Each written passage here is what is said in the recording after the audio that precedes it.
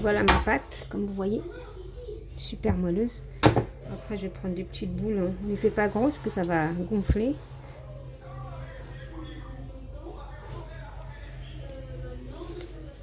Et on les dispose. Et vous, pour la cuisson, il faut que ça sorte blanc. Si vous préchauffez votre four bien comme il faut 10 minutes avant, vous les laissez cuire entre 10 et 12 minutes. C'est ça qui va rester, c'est pour ça que votre gâteau il va rester tendre. Et si c'est blanc, c'est normal. Il faut que ça sorte blanc, il ne faut pas que ça sorte grillé, sinon ça va durcir. Ok. Voilà. Il ne faut pas trop les coller parce que ça va s'élargir. On fait des jolies boules, on en fait plein. Et voilà, c'est tout. Hein. Donc, je termine ça et je reviens vers vous quand c'est fini. Une dernière là. Hop, hop, hop. Allez, go. Voilà, et j'en forme. Bon, les petits loups, vous voyez comment c'est bien blanc. Vous trempez, vous chauffez votre confiture d'abricot dans la poêle. Ensuite, on met là. Je vais vous en montrer quelques-uns vite fait, hein, de toute façon. C'est rapide. Voilà, vous faites ça. Moi, je fais ça pour aller plus rapidement. Après, on va mettre ça dans les séquettes.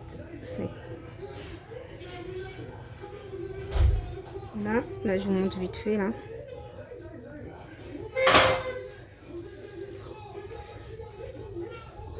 Là, juste, je vous montre et après, je vous laisse tranquille. Sinon, la vidéo va rester 10 ans. Oh, pas grave, j'en ai plus. Mais ça marche quand même. Ah ouais? Oui. Regarde. Demain, je vais t'en acheter, d'accord? Regarde, ça marche quand même. Ça fonctionne. Oui. Voilà. Donc là, on est là. Là, je vous montre. Je vais me laver les mains. Oui. J'enlève ça. Bon, non, je vais laisser là. C'est juste pour vous montrer. Ensuite, je prends ma noix de coco que je trempe. Bien comme ça. Je peux vous dire qu'il est super moelleux de chez moelleux. Hein. Après, on dépose ça sur... Moi, je vais mettre ça sur une assiette. Ensuite, je vais les mettre là-dedans pour faire plus joli.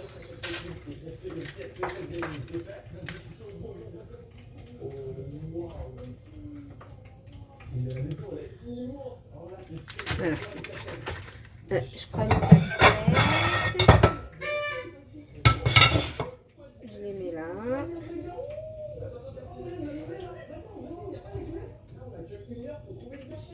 Voilà, je les termine tous. Ensuite, je les mets sur le papier.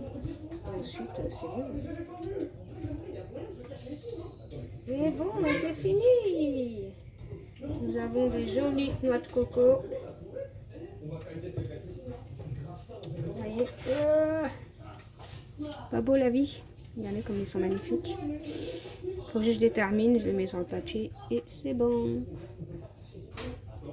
Voilà les petits loups, je vous fais des gros bisous et dis à bientôt dans une prochaine vidéo. Bisous mes petits loups, bye bye. Bonjour les petits loups, on va faire des noix de coco ultra fondantes. Pour ça, on va commencer par casser les œufs. Je prends 2 œufs. 150 g de sucre. Voilà.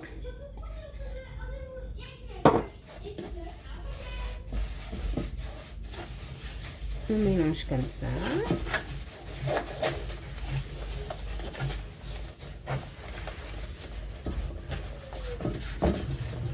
Si vous avez un geste de citron, attendez, il y a mon frère qui est en train de faire des gâteaux. Si vous avez un geste de citron, mettez. Ouais, j'en ai. Il me reste pas beaucoup. Je vais prendre ce qui me reste. Mais il n'y a pas mieux que les gestes de citron. Moi, je vais mettre ce qui me reste. Comme j'ai déjà fait des gâteaux, il me reste plus de citron. Donc, je mets ce qui me reste.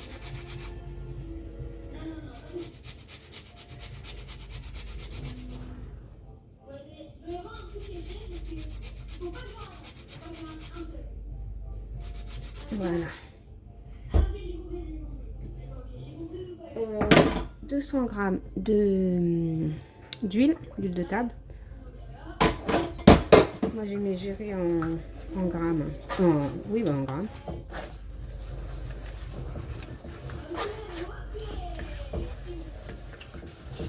Je vais mettre de la maïzena. La maïzena, qu'est-ce que je raconte, 50 grammes de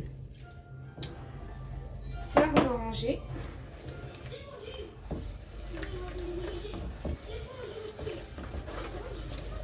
Et vous mélangez tout le temps comme ça. Bien.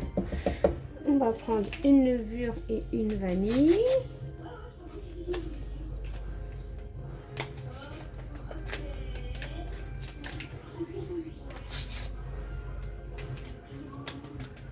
Levure et vanille. Hein.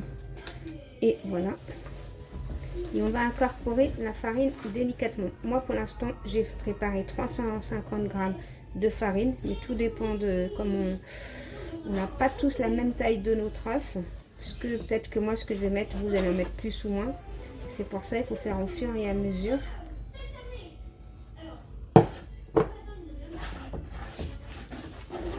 Et vous voyez votre pâte. Il faut que la pâte elle soit très moelleuse. Hein. Très moelleuse. Si vous avez de la maïzena, vous pouvez mélanger. Maïzena est exemple. Moi j'ai mis 150 grammes de maïzena plus 200 grammes de farine. Sinon vous mettez de la farine simplement comme moi. Vous voyez, là je vois qu'il manque de la farine. Là je peux tout mettre. Je suis en train de surveiller mon four en même temps.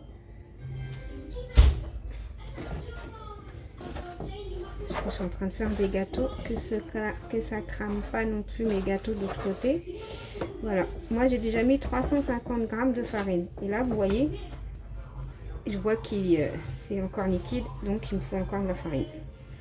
Donc je vais me laver les mains, je vais me chercher de la farine. Et je vais surveiller mes gâteaux qu'il y a dans le four et je reviens. Je reviens, c'est bon, j'ai surveillé mes gâteaux. Je rajoute de la farine, là je peux en rajouter puisque...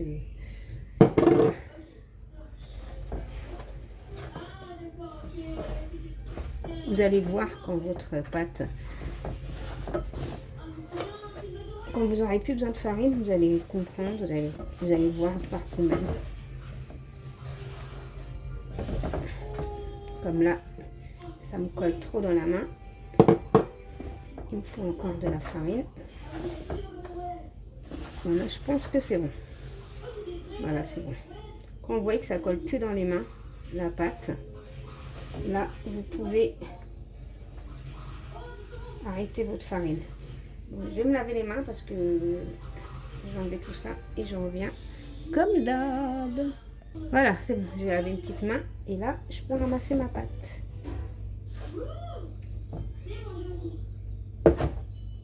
Voilà, ma pâte, là, elle est impeccable. Juste, je vais bien la ramasser. Je vais la mettre en bout.